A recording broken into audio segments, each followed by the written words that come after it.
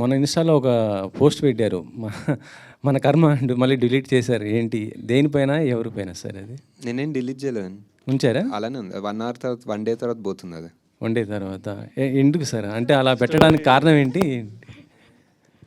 లేదు, అదేదో ఒక 400 ఎకరాలు తీస్తున్నారంటే ఇంకా మన కర్మ ఏం చేస్తాం అంటున్నా అంతే. అంటే ఇది గవర్నమెంట్‌కి చేస్తున్నా అంటే దానిపైన మీరేం చెప్పాలనుకున్నా చెప్పండి. ఆ 400 ఎకరాలు సేవ్ చేస్తే మీ ఇష్టం. మీకు ఏదైనా చెప్తాను. అంటే గవర్నమెంట్ ఏం కోట్ కావాలంటే అది ఇస్తాను. అంటే గవర్నమెంట్ ఏదైనా సరే ల్యాండ్స్ ఇలా సెలెక్ట్ చేస్తుందంటే ఏదో డెవలప్మెంట్ కోసమే కదా చేసేది. సో ఇక్కడ మీకు అంటే ఆ పర్టిక్యులర్ ఏరియాలో అదొక్కటే గ్రీన్ సింక్, కార్బన్ సింక్ అనుకోవచ్చు, వాట్ ఎవర్ గ్రీన్ ఏరియా. అక్కడ చాలా ఉన్నాయి ఐటీ పార్కులు, మోర్ దెన్ ఎనఫ్ ఉన్నాయి. అండ్ నాకు తెలిసి సగం ఐటీ పార్క్ ఖాళీ కూడా ఉన్నాయి. So I feel if you really want to develop something maybe Tier 2 cities అనుకోవచ్చు. ఐ డోంట్ నో, నాకు తెలియదండి. నేను ఇప్పుడు పబ్లిక్ దాని గురించి ఎగ్జాక్ట్ డీటెయిల్స్ ఎలా చేయాలో నాకు తెలీదు. బట్ ఐ జస్ట్ థింక్ ఒక 400 ఎకరాల చెట్లు కొట్టకపోతే మంచిది అనిపిస్తుంది. నాగేశ్వర్ గారు సార్, ఇక్కడ సార్ అంటే మీరు కల్కితో అంటే 1000 కోట్లు వసూలు చేశారు. దానికి ముందు సినిమాలు కూడా సూపర్ హిట్స్ అయినాయి అన్నీ, అంటే కమర్షియల్గా హ్యూజ్ సక్సెస్లు కదా. బట్ మీరు చూస్తే మాత్రం ఎప్పుడు కూడా అంటే మీరు ఉండే అటైర్ కానీ మీరు వాడే కార్ కానీ ఇవన్నీ కూడా ఏంటంటే ఒక మీరు చేసే సినిమాలకేను మీరు ఉండే లైఫ్ స్టైల్కి చాలా డిఫరెన్స్గా ఉంటుంది. అంటే ఈ ఎవడే సుబ్రహ్మణ్యం లాంటి ఈ ఫిలాసఫీ ఏదైతే ఉందో మీ లైఫ్కి అడాప్ట్ చేసుకున్నారా, లేకపోతే ఎందుకు అంత డిఫరెంట్ లైఫ్ స్టైల్ అంటారు మీరు? ఏం లేదండి, అంటే some amount of comfort, some amount of laziness అనుకోవచ్చు అంతే.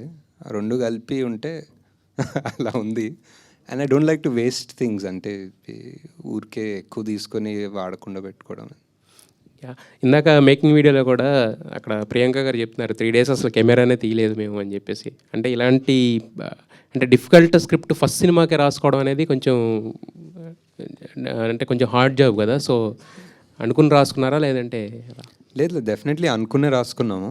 అండ్ అదే చెప్తున్నా కదా, ఒక చిన్న సైజ్ ఇమ్మెచ్యూరిటీ లేకపోతే అలాంటి సినిమా తీయలేమంటున్నాను. ఇట్ వాజ్ బికాస్ ప్రాక్టికల్గా కూర్చొని అందరూ ఒక ఎంబీఏలు కూర్చొని ఒక ప్లాన్ వేస్తే this won't be possible, especially మేము చేసిన బడ్జెట్కి. సార్ నాగి గారు, ఎస్ సార్, ఈ 10 years చాలా మారాయి.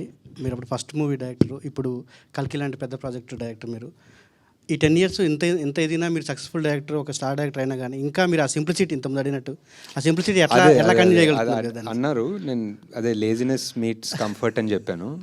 బట్ నెక్స్ట్ టైం నుంచి ఐ థాట్ ఐ వేర్ ఏదో ఒక కళ్ళజోడు వేసుకొని వస్తాను అనుకుంటాను. ఒక షేడ్స్ వేసుకొని వస్తే కొంచెం. అలాగే ఫస్ట్ మూవీలో కృష్ణరాజు గారు యాక్ట్ చేశారు, ప్రభాస్ గారు. ఇద్దరి మధ్యలో మీరు చూసిన సిమిలారిటీస్ ఏంటి, బెస్ట్ క్వాలిటీస్ ఏంటి?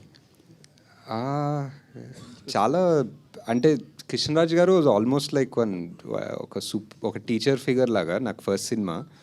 సో ఆయన కథ చెప్పాలని వెళ్ళినా, ఆయన కాస్ట్యూమ్ ట్రయల్స్ దగ్గరికి వెళ్ళినా, ఇది లిటరలీ ఇంకా నేను పెద్ద చెప్పేదేం లేదు, ఒకటేదో చెప్పి ఆయన ఎక్స్పీరియన్స్ నుంచి ఇలా ఉంటే బాగుంటుంది, అలా ఆ సినిమాలో అలా చేశాను, ఇలా చేస్తే బాగుంటుందని ఆయన లుక్ ఆయనే డిజైన్ చేసుకున్నారు. అండ్ సో సిమిలారిటీస్ అంటే ప్రభాస్ గారితో మోర్ ఫ్రెండ్లీ ఉండే. సో వేరే ఈక్వేషన్ ఆల్మోస్ట్ ఈయన ఒక ఫాదర్ ఫిగర్ జోన్లో ఉండే.